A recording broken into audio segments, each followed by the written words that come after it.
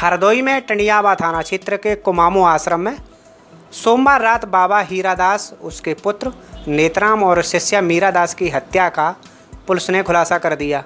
SP Amit Kumar ने बताया कि बाबा, उसके पुत्र और शिष्या की हत्या एक अन्य शिष्य हिस्ट्री शीटर रछपाल ने अपने साले संजय और जेल में दोस्त बने राजीव के साथ मिलकर की थी।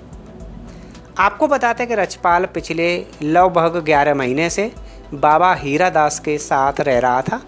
रछपाल ही उसके कुछ समय से बाबा की 48 बीघा जमीन की देखभाल कर रहा था। पुलिस का दावा है कि हीरादास को जब रछपाल के आपराधिक इतिहास के बारे में पता चला तो वह उसे अपने यहाँ से हटाना चाह रहे थे, जबकि रछपाल बाबा की 48 बीघा जमीन पर निगाह लगाए हुए था। इसी भूमि के लालच में रछपाल ने अपने दोनों साथियों के साथ मिलकर तीनों की हत्या कर दी। एसपी ने बताया कि रछपाल ने बाबा हीरादास की जमीन हड़पने के लिए एक वसीयतनामा भी तैयार कराया था। इस वसीयतनामा को रजिस्टर कराना बाकी था। 17 अगस्त को उसे स्टाम्प पेपर पर बनवाया गया था। रछपाल ने बाबा हीरादास, उसके पुत्र नेतराम और शिष्या मीरादास की हत्या इस तरह करना नहीं चाहता था। वह तीनों को अलग अलग दुर्घटनाओं में मारना चाहता था ताकि किसी को शक न हो। इसके लिए उसने मजला थाना क्षेत्र निवासी एक साथी से बातचीत भी की थी। साथी ने दुर्घटना में 3 लोगों को मारने के लिए एडवांस में 1 लाख रुपए मांगे थे। इसके कारण बात कई बार आगे बढ़ी। इसके बाद 31 अगस्त की रात 9 से 11 बजे के बीच तीनों की हत्या कर दी गई, जिसका आज पुलिस ने खुलासा कर दिया है।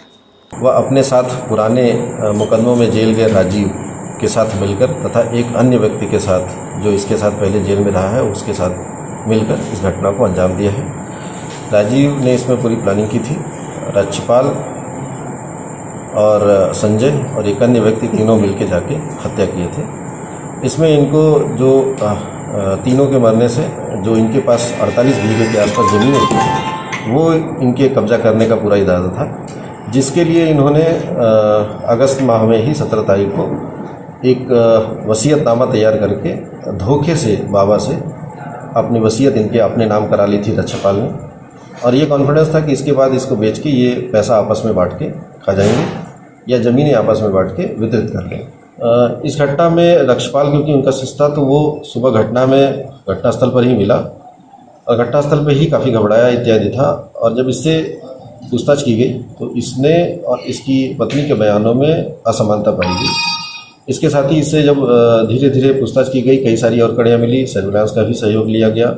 लोकल जो वहाँ पे जितने भी गांव वाले थे उनसे भी बात की गई। 100 से ज़्यादा व्यक्तियों से इसमें अलग अलग तरीके से पूछताछ गोपनीय तरीके से की गई, तब ये घटना खुल सकी।